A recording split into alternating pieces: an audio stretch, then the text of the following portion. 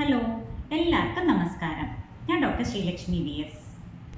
പണ്ട് പ്രായമായവരിൽ കൂടുതലായി കണ്ടുവന്നിരുന്ന heart attack ഇന്ന് 40 വയസ്സിന് താഴെ പ്രായമുള്ളവരിലും ഭീതിജനകമായ രീതിയിൽ കൂടിക്കൊണ്ടിരിക്കുകയാണ്.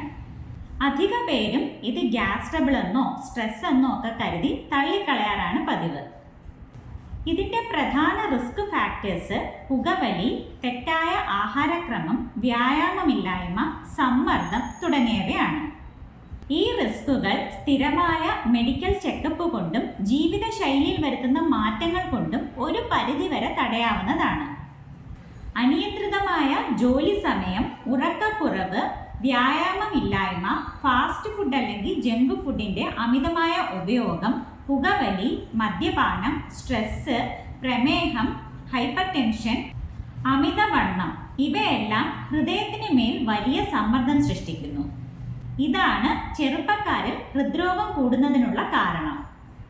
ഇതിന് ശരീരം കാണിക്കുന്ന ചില മുന്നറിയിപ്പ് ലക്ഷണങ്ങൾ എന്തൊക്കെയാണെന്ന് നോക്കാം. അതിൽ ആദ്യത്തേതാണ് നെഞ്ചുവേദന. ഈ വേദന ചിലപ്പോൾ കൈകളിലേക്ക്, പ്രധാനമായും ഇടത് കൈയിലേക്ക്, കഴുത്തിലേക്ക്, ചുമലിലേക്കും ഒക്കെ സ്പ്രെഡ് ചെയ്യുന്നതായിട്ട് അനുഭവപ്പെടാറുണ്ട്.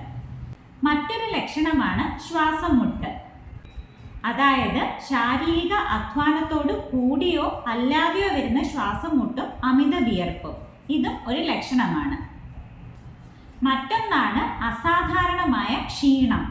നല്ല വിശ്രമത്തിലാണെങ്കിൽ പോലും വിശദീകരിക്കാനാവാത്ത കടുത്ത ക്ഷീണം, തലചുറ്റൽ, വേഗത്തിലോ ക്രമരഹിതമായോ ഉള്ള ഹൃദയമിടിപ്പ്, ഓക്കാനം, ഛർദ്ദിൽ തുടങ്ങിയവയാവാം പ്രാരംഭ സൂചനകൾ. ഇത്തരം ലക്ഷണങ്ങൾ കാണുന്നുണ്ടെങ്കിൽ ഉടൻ തന്നെ ഡോക്ടറെ കാണുക.